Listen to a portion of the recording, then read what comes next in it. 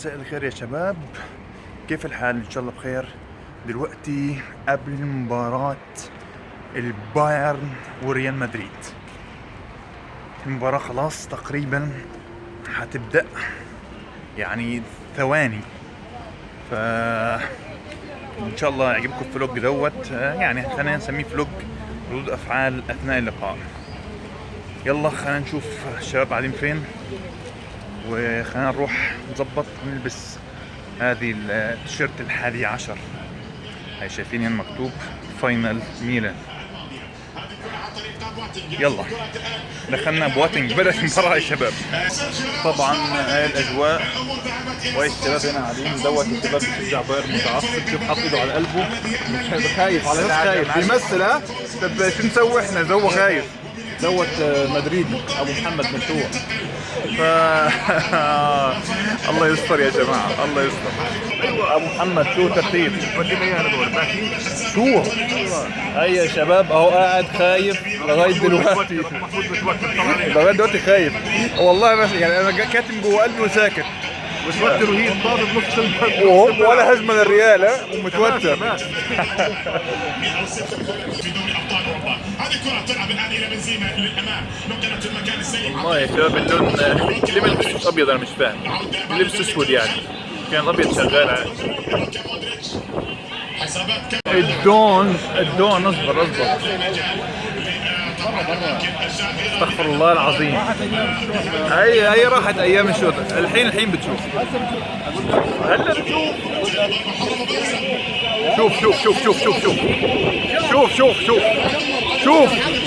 شوف بقول لك شوف يا جماعة، يعني متفائل. يلا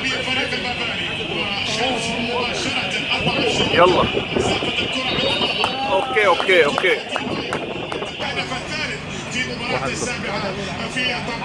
فيدال صاروخ براسه، يعني مش شوطة، يا ريت لو شوطة بالراس. مباراة صعبة، يعني أكيد مباراة صعبة. يعني المشكلة ستاند الكاميرا نسيته امبارح في الملعب عشان أصور لكم بشكل أفضل لردود الأفعال اللي شكلها هتكون نيلة 60 نيلة. بس لسه الدقيقة 27 وفي وقت لسه، خلينا نشوف. على التوالي، ولكن في اللحظات الماضية والريال يتقدم منها والكرة تبعد من جيرو بواتينج والمحاولة مستمرة. يعطل وصافي المرور، ولكن من أمامه لعيب يا مارسيلو، والله دائما دبل تيم عليه، دائما عليه دبل تيم لازم. الحصار الكبير ونحن العمل البدني الكبير الذي يمارس الفريق بايرن ميونخ طبيعي. الكرة الماضية مثال يا حكم في لاعب مصاب. برافو هاي ريبيري شكله مصاب عن جد. يلا كملت، هاي كاسيميرو مصاب كمان يا حكم.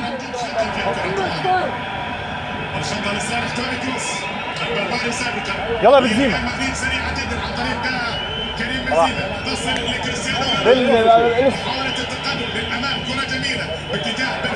هو مدرك يا رجل. ارفع دلوقتي يا شباب بين الشوطين مع ضيفنا الجديد اللي وصل هلا، ابو علي. طبعا ابو علي من الفنانين الكبار جدا والعازفين يعني ايوه، يعني فنان راقي، يعني وعود، يعني فنان راقي. وان شاء الله بحط لكم اللينك بتاعه في الحلقه لما تنزل على اليوتيوب، بحيث تتابعوه، رائع يعني، انصحكم يعني. بس مدريدي كمان، فاموره طيبه. تعليم ذاتي ايوه، تعليم ذاتي، تعلم ذاتيا الفن العزف الرائع دوت. وهبديكم احط لكم الرابط بتاعه، وان شاء الله الامور طيبه. وانا الشباب هنا الطيبين كلهم منهكين في الشوط بين الشوطين، وان شاء الله خير. ومباراه صعبه ومش عارف، ربنا يستر. بدأ الشوط الثاني، بدأت المعركه الجديده. يلا ربنا يستر.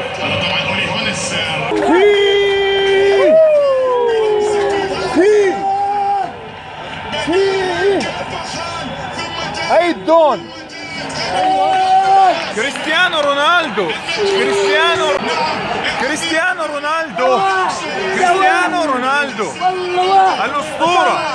الأسطورة سي هو ده على السريع ما عنده. معلش يا نوير قلت لك تستفزه. ايوه سي العب العب يا رجل.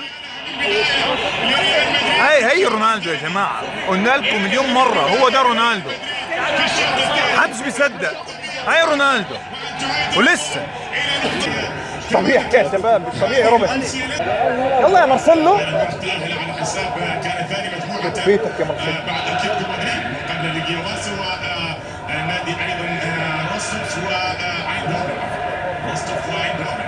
ايضا تعال يا فرحان. وبالتالي نحن امام فريقين الله اكبر ازاي بيلعبوا على التسلل كده. كان جول. يلا بنزيما يلا بنزيما يلا بنزيما. يعمل ايه؟ يعمل ايه بنزيما؟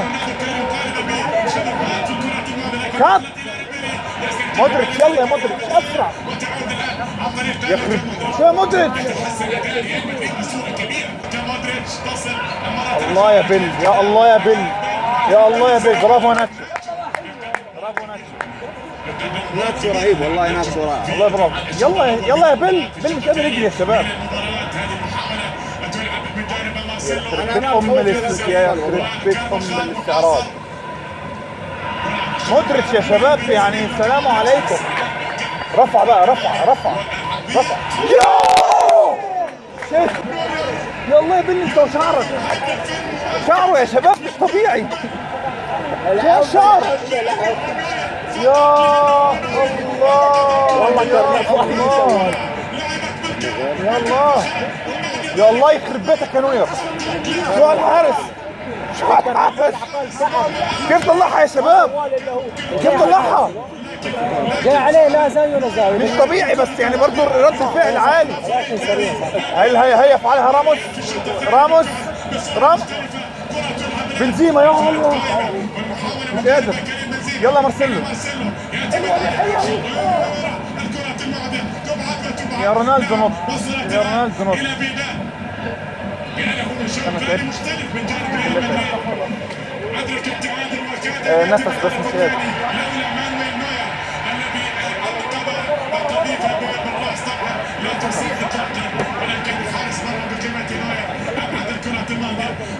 يا جماعة يا ابو علي بدل بيل الدقيقة 57 يا ابو علي. ومنزل بس اوكي بس مش الدرجات دي.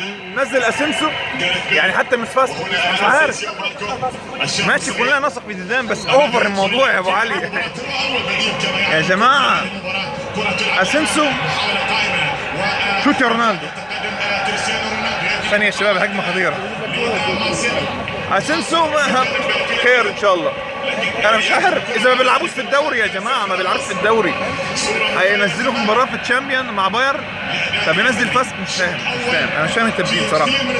يعني بيل لو مش مصاب غريب حكم التبديل اقسم بالله غريب. يلا يا بنزيما يا بنزيما اوف سايد يخرب بيت سنين. طرد رونالدو يتسبب في طرد. انذارين كان انفراد قطع انفراد. يعني بجد غريب اللي بيحصل بجد غريب اللي بيحصل في سيناريو المباراه. بس لغايه دلوقتي انا مستغرب من تبديل زيدان. رونالدو هوب انذار واضح الان. ضربه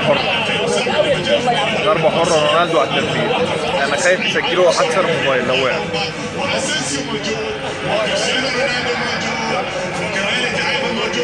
النجم الذي يسجل الاهداف بالراس. اسينسيو هيشوط ولا ايه؟ ما ترحمونا يا شباب. لا رونالدو يا اسينسيو. كوستا نزل يا الله. كوستا يعني ما شاء الله سريع وشويش. رونالدو على التنفيذ.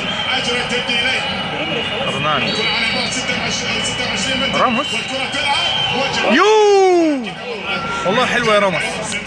والله حلو يا راموس. غريب راموس بيشوت. انا مش عارف اليوم في ايه غريب في الفريق يعني صراحه. اللي بيحصل في الفريق غريب بس والله حلو. كروس يلا واحد شوت ارفع. شو اللاعب الغبي تلعب الغني يا اخي يفرسني بعد ما يضيعها يبتسم. الونسو حارس الونسو اقسم بالله ضيعنا. بطل واحد يجمع. ذبحنا ليك ذبحنا نوير ما شاء الله عليه يعني. يا زلمه يا تنقلع يا زلمه. يلا بقى يا شباب يا زيدان بدل بقى محمد. والآن لديه ضربة ركنية قائمة على مرمى فريق نادي بايرن ميونخ. الكرة من ضربة ركنية تأتي عاجلة وبالراس. يا الله يلا يا سنسو يا لعيب. يلا يا رامز يا حكم عادي يعني هو اللي مسحه. شوفوا يلا يا سنسو يلا يا الله. عملي صورة جيدة وكلام. ارفع شوت يا حبيبي ولا كأنها وصلت النوير. مش طبيعي يا جماعة. يا اخي شو هالنوير يا جماعة يلعن شكله. شو هاي شو هاي يا رجل. شو هالحارس يا اخي صاروخ. هوب ايه كده اهو. صدق كده اهو يعني صاروخ. قال له ها عادي يعني يلعن شكله يا رجل. استغفر الله العظيم يا ربي. كانت مباراة 5 والله العظيم. يعني هي احسن من مباراة 4-0. فرص اكثر من مباراة 4-0. ايه مش طبيعي الفرص. مش هيبدل الدقيقة 75. يلا يا بنزيما. رونالدو شوت. يا حرام يا سيد. يا رجل حرام عليك اقسم بالله حرام والله حرام. الريال هيفرط في التاهل. رجع الكرة رجع الكرة عن اشكالكم يا اخي. انا قلت لك اصلا مين اللي كان هو مارتينيز وغمز. خلاص يا شباب هو مارتينيز وخلاه فريق ضاع. كمية فرص خيالية. حرام والله حرام. عبال خناق. ارجع يا راموس ارجع يا راموس. ابوس ايدك بلاش.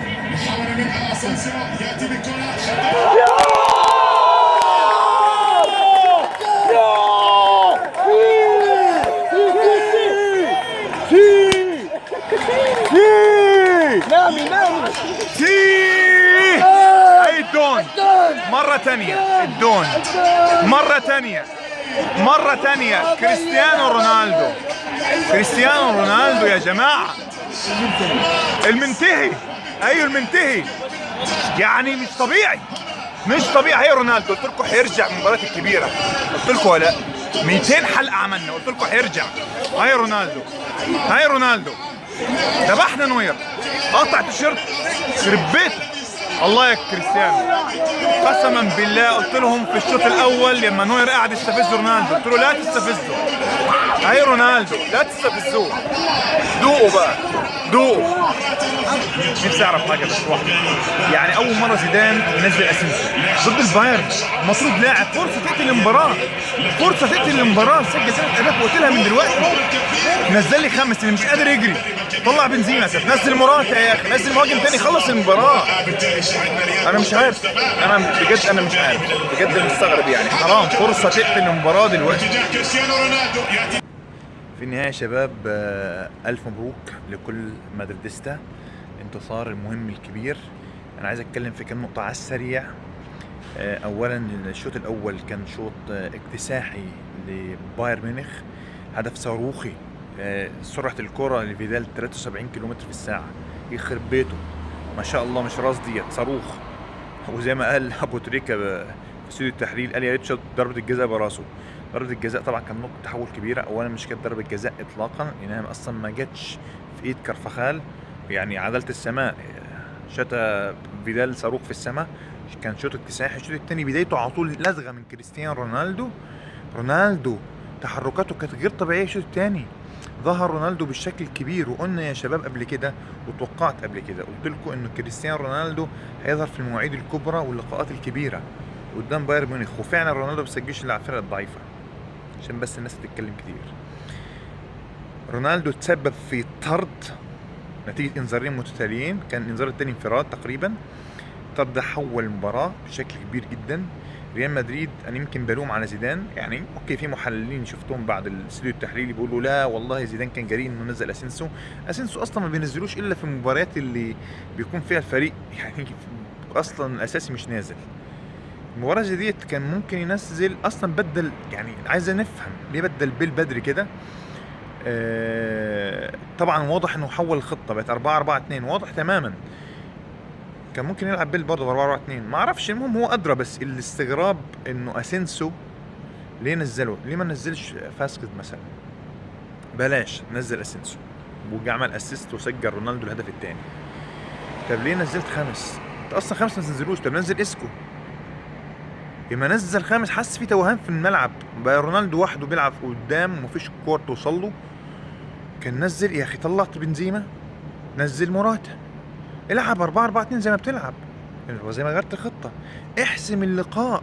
فريق بايرن ميونخ انهار بعد الطرد، فرص رهيبة كان ممكن تنتهي المباراة 3 و4 وتحسمها من المباراة الذهاب.